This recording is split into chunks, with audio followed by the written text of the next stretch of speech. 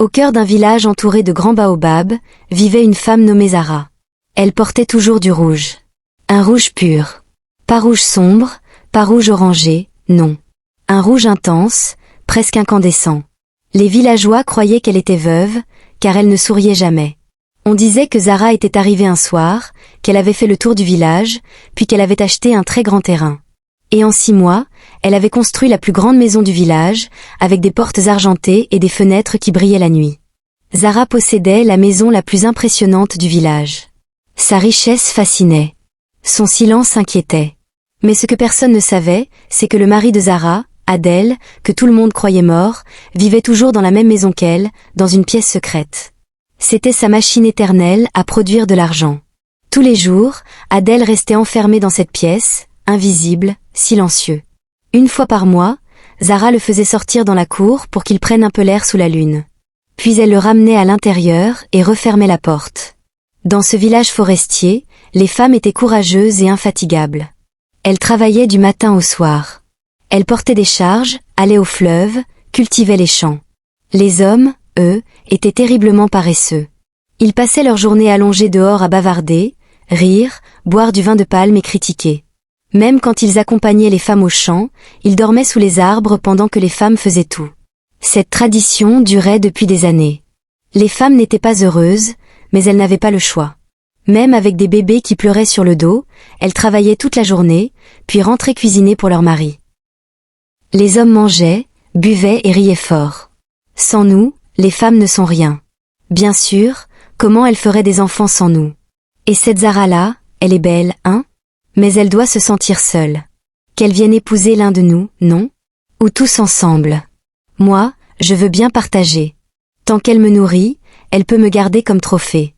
Ma propre femme est trop pauvre. J'en ai marre d'elle. Je vais tenter ma chance chez Zara. Et ça, c'était leur discussion quotidienne, leurs routines habituelles. Même les petits garçons du village commençaient déjà à faire comme eux.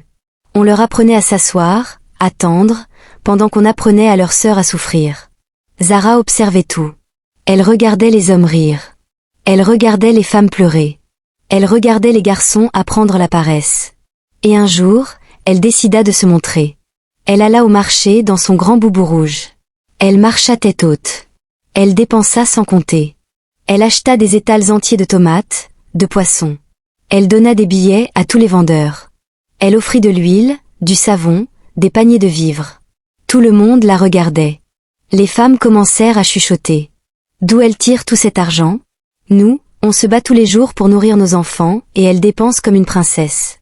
Une femme comme nous, en plus. Je suis fatiguée de cette vie. Mes jambes tremblent après le chant. Mon dos me brûle. Je veux devenir comme elle. Si tu trouves le secret, appelle-moi. Je te suis. Nana fut la première à avoir le courage de frapper à la porte de Zara. Elle venait juste de se marier, mais elle voulait déjà fuir. S'il vous plaît, aidez-moi. Je suis désespérée. Je ferai tout. Je ne veux pas retourner dans mon village en honte. Mes amis vont se moquer de moi. Aidez-moi. Si je deviens riche comme vous, je resterai. Zara ne répondit pas. Elle se retourna, entra dans sa maison et revint avec un voile rouge et un petit flacon d'huile. Tu n'es pas obligé de porter le rouge tous les jours, mais c'est obligatoire pour nos rassemblements du vendredi. Et l'huile? Juste une goutte quand tu cuisines pour ton mari. Et surtout, que personne ne te voie. Nana prit le voile et le flacon, et elle partit. Le lendemain, elle revint. Désolée, j'aime le orange et le vert. Le rouge, ce n'est pas trop mon truc. Tu n'es pas obligé de le porter tous les jours, mais le vendredi, c'est non négociable. D'accord, je comprends. Je vais utiliser l'huile aujourd'hui. Hier, il a mangé dehors. Très bien, n'oublie pas. Une seule goutte. Ce soir-là, Nana prépara du riz au gras et du fufu. Elle mit une seule goutte d'huile. Son mari mangea sans rien dire.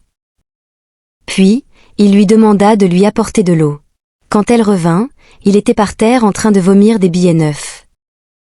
Puis, elle laissa tomber la calebasse. Elle s'agenouilla et commença à ramasser l'argent avec des mains tremblantes. Elle rangea tout et monta dans sa chambre. Le lendemain matin, elle alla faire du shopping. Elle acheta des habits inutiles. Elle se mit des boucles d'oreilles dorées, du rouge à lèvres. Elle marcha au marché comme une reine. Les gens la fixaient. Elle rentra chez elle et trouva que l'argent avait doublé. À partir de ce jour, Nana se mit à sortir tous les jours. Et à chaque retour, l'argent l'attendait. Et les commérages commencèrent. C'est pas Nana? Si, c'est elle, la paresseuse. Elle ne savait même pas planter un gombo. Et aujourd'hui, elle roule en or? Je ne lui fais pas confiance, mais je veux comprendre. Elle souriait, elle comptait ses billets et elle les cachait partout dans la maison. Quelques jours plus tard, elle retourna chez Zara. Merci, merci. Je suis si heureuse. Mais, si on me demande où est mon mari, garde un visage triste et dit, je crois qu'il m'a quittée. Parfait, je vais utiliser ça. Merci beaucoup. Elle acheta une voiture. Elle ne portait que du orange et du vert. Elle conduisait dans le village chaque matin, musique à fond. Les femmes devinrent folles. Elles se ruèrent chez Zara. S'il vous plaît, aidez-nous. On voit ce que vous avez fait pour Nana. On est fatigué. On veut être comme elle. On est prête à tout. Zara leur donnait le voile rouge et le flacon rouge, une par une, tous les jours, mais seulement si elles avaient encore un mari vivant. Ton mari est encore en vie? Non, il est mort l'année dernière. Alors, je ne peux rien faire pour toi. Zara ne donnait rien aux veuves. Peu à peu, tout le village suivit. Les femmes portaient leur voile rouge. Elles utilisaient l'huile.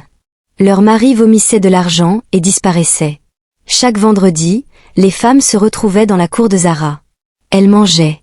Elles riaient. Elles dansaient. Nana était la numéro 2.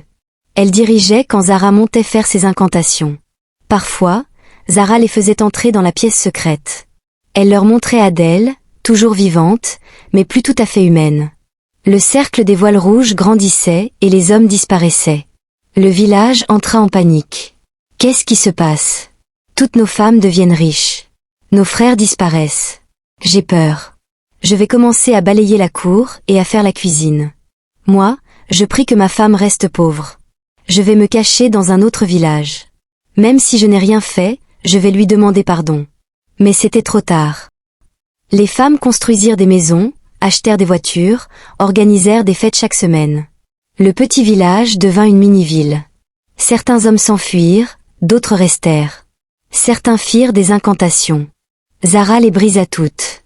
Un soir, pendant qu'il pleuvait, un jeune pasteur entra dans le village. Je ne suis pas là pour accuser. Mes hommes, aimez vos femmes, respectez-les. Vous êtes aussi responsables. Aidez-les.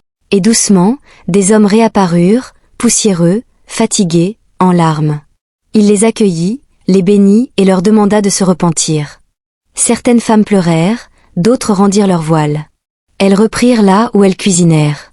Elles pardonnèrent, mais Sarah avait disparu avec Nana et d'autres. Et jusqu'à aujourd'hui, on dit qu'elles sont toujours là, dans les villes, dans les églises, dans les écoles, dans les salons de beauté. Recrutant, alors fais attention. Abonne-toi à Hausse Morale pour des belles histoires comme celle-ci.